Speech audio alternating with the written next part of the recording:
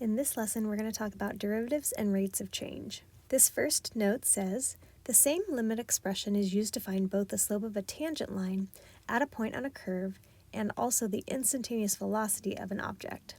The limit expression, the limit as h goes to 0 of f of a plus h minus f of a all over h, is used in many applications to calculate a rate of change. Thus, this limit expression has a special name and notation. This first definition says the derivative of a function f at a number a, denoted by, and you'll see this notation right here. It's f, and there's a little hash mark of a. We also refer to this as f prime of a. So this probably looks familiar. This is the same as the slope from our previous lesson. You can also refer to f prime of a as the limit as x goes to a of f of x minus f of a all over x minus a. Again, also from our previous lesson, and also refers to slope of a tangent line. So right here I put a little note. It says f prime of a is, and we have different ways of referencing f prime of a. So from now on, when you see f prime of a, you can think of it as the slope of the tangent line to the graph of f at the point where x is a and then comma f of a. You can also think of it as the instantaneous rate of change of a function with respect to x when x is specifically a. It's also referred to as rate of change of displacement, and you might be given a position function s equal to f of t with respect to time. And then finally, it's also referred to as velocity of a particle when t is specifically a. So again, all of these applications go with the derivative of a function at a specific value. And finally, we have another definition. It says the speed of a particle is going to be the absolute value of the derivative of the function at a. So the speed will always be a positive value. This example says find the derivative of the function f of x equals x cubed when x is specifically negative 2. So for notation, we're going to write f prime of negative 2, and we can use either formula. I'm going to use the one on the top. And just a reminder, a is negative 2. So f prime of negative 2 equals the limit as h goes to 0, and then in the numerator we have f of a plus h minus f of a all over h, where I've plugged in negative 2 for the a values. So I just took this negative 2 plus h and rewrote it as h minus 2. Next, we're going to take h minus 2 and we're plugging it into the function and replacing x with h minus 2.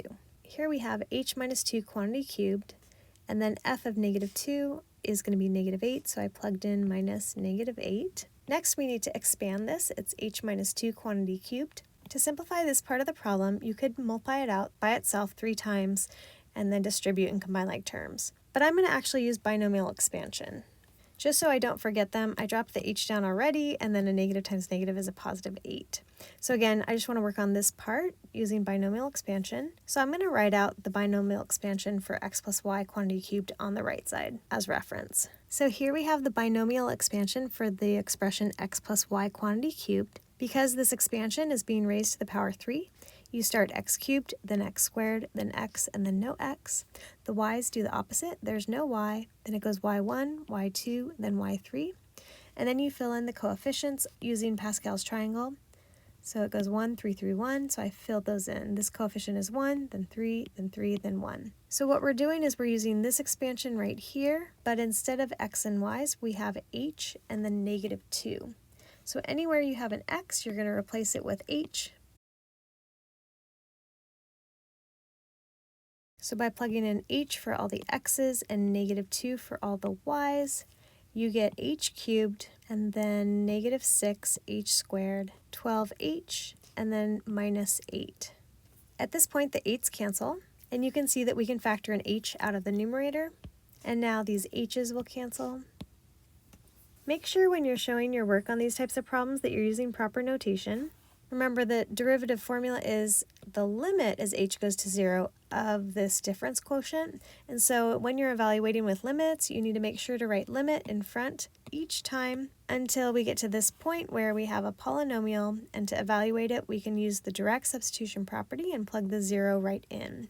So we get the derivative of f at negative 2 is equal to 12. This example says find the derivative of the function, and you have f equals x squared minus 8x plus 9, and it says at the number a. So this is similar to the last problem, it's just that we're not given an actual value for a, so we're going to keep a as a, and we're going to use one of our derivative formulas. I'm going to go ahead and use this second formula just to show that they both work. So I just wrote out the formula f prime of a equals the limit as x goes to a, and then we have our quotient f of x minus f of a all over x minus a. So now we're going to use this function up here to evaluate this limit. So right here it says f of x, so we're just going to plug in the function. Next it says to minus f of a. So remember, f of a means we're going to plug in a for the x's, but then we're going to minus it. So now we have f of x minus f of a all over x minus a. So I'm going to distribute this negative so you can see that the 9's cancel.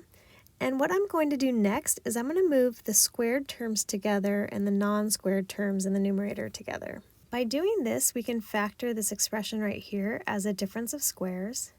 And right here, I'm going to factor out negative 8 from both of these terms. Let's make sure that works. Negative 8 times x is negative 8x. Negative 8 times negative a is positive 8a. So that works.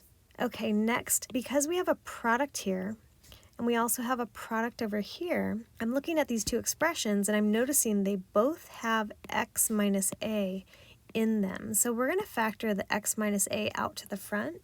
When you factor x minus a out to the front from both of these terms, you're left with this x plus a, and you're also left with a minus 8. Think of this as the greatest common factor, and you're pulling it to the front, and then you're writing what's left on the inside of the parentheses.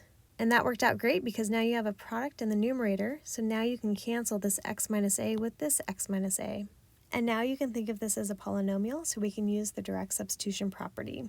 Be really careful because it says as x goes to a, so that means we're going to plug the a in for the x. And finally, the derivative of the function at a is going to be 2a minus 8. This example says the position of a particle is given by s, which equals f of t, and the function is 1 over 1 plus t.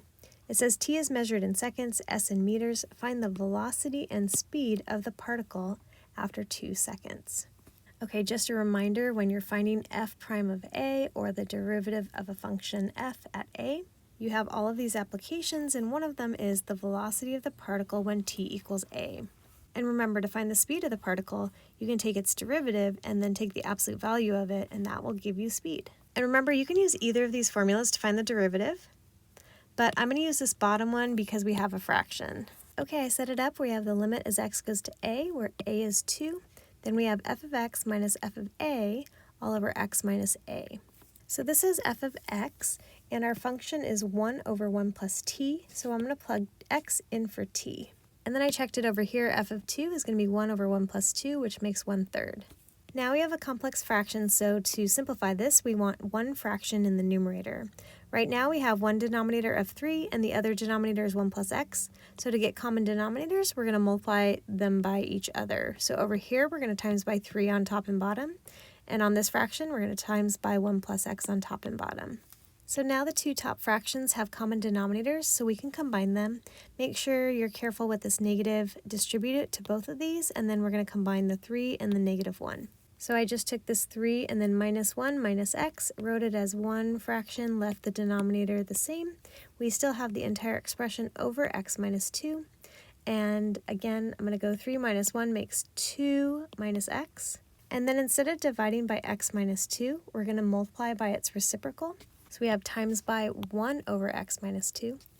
Instead of 2 minus x, I'm going to write it as negative x plus 2. And now you can see when we factor a negative out, you're left with x minus 2. And that's going to help because now these x minus 2's are going to cancel. And now we have a rational function, so we can use the direct substitution property and plug the 2 right in. So you end up getting that the velocity of the particle at 2 is going to be negative 1 over 9. Then we want the speed of the particle after 2 seconds. So remember, that's the absolute value of velocity, or it's the absolute value of f prime of 2. So the absolute value of our velocity at t equals 2 is going to be the absolute value of negative 1/9, which equals positive 1/9 meters per second.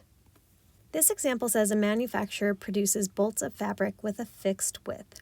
The cost of producing X yards of fabric is C equals f of x dollars. Part A says, what is the meaning of the derivative f prime of x? I wrote out an explanation for the meaning of the derivative f prime of x, but first I wanted to talk about something that maybe some of us have actually done. So when I'm advising a class or an event, sometimes we order t-shirts for that event or for the class. And I want you to think for a second, if we order 10 shirts and we go to a company and say, hey, we want 10 custom shirts, usually they'll cost like $20 per shirt. But if I go back and I order 50 shirts total instead, so let's say it's a different event and I get 50 shirts, usually the cost per shirt goes down because we're ordering more of them. So then it might be only $12 per shirt if I'm ordering 50 shirts. And it kind of works the same way that if, let's say, it's for Powder Puff or a different program that's a little bigger, if I order 200 shirts, again, it might go down to like $10 per shirt. So what I'm getting at is when I only wanted to order 10 custom shirts, the price per shirt was kind of high. It was $20 per shirt. But when I went up to 50 and then maybe a quantity of 200 shirts, my price per shirt is cheaper. Obviously, my entire bill is going to be more because I'm getting more items. My price per shirt goes down to like $10 per shirt or even $8 per shirt. So that price per shirt is always changing depending on the number or quantity that you order. And so that's kind of the concept of what's happening here. It says a manufacturer produces bolts of fabric with a fixed width. The cost of producing X yards of fabric is going to be the function C or f of x. And so when it says what's the meaning of the derivative f prime of x, that is a rate of change of the production cost with respect to the number of yards of fabric produced. So just like when I'm talking about t-shirts, it's all with respect to the number of t-shirts that I was ordering. So our units is dollars per yard, and you might also have recognized all of this as marginal cost for those of you taking AP Econ. So again, when you're writing the meaning of a derivative, you need to use the words rate of change. You could also say rate of increase or rate of decrease, but you need to have those words in some form to get full credit on a test. You specify what it is you're working with, and you also want to identify with respect to, and you always want to specify that. So this says with respect to the number of yards of fabric produced. And then finally, you want to use proper units. So here's a problem a little more concrete because we have actual values. So f prime of 1,000 equals 9 is going to be interpreted as the rate at which the production cost is changing is $9 per yard after 1,000 yards of fabric have been produced. So again, I just want to point out, to get full credit for a problem like this, you need to have the words the rate of change. You have your answer with units, and then you also specify when this occurs, so after 1,000 yards of fabric have been produced. So again, you have the words rate of change, you have the value with units, and also you specify when it occurs. Part C says, which do you believe is greater, f prime of 50 or f prime of 500? So again, you have to be careful. This isn't f of 50. F of 50 would be the cost of producing 50 yards of fabric.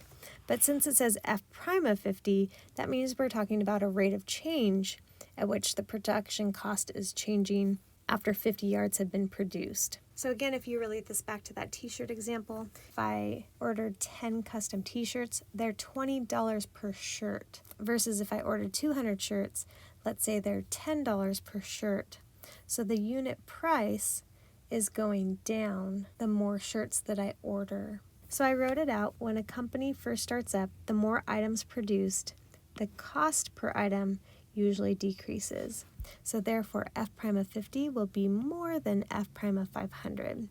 This example says, let D of t be the U.S. national debt measured in billions of dollars at time t measured in years. So here we have a table, and in it we have approximate values of this function at selected times by providing year-end estimates. It says, estimate the value of d prime of 2012 and indicate the units of measure. Okay, so we can estimate d prime of 2012, which is the rate of change of the national debt in the year 2012, by finding the average rate of change close to 2012. And so to do that, we're going to use the values between 2010 and 2015. So again, to find d prime of 2012, we look at the chart and we know that 2012 falls in between 210 and 215. So we're using these data values and we're going to calculate an average rate of change between them. So you end up getting 1,534.96 billions of dollars per year. Okay guys, thanks for watching.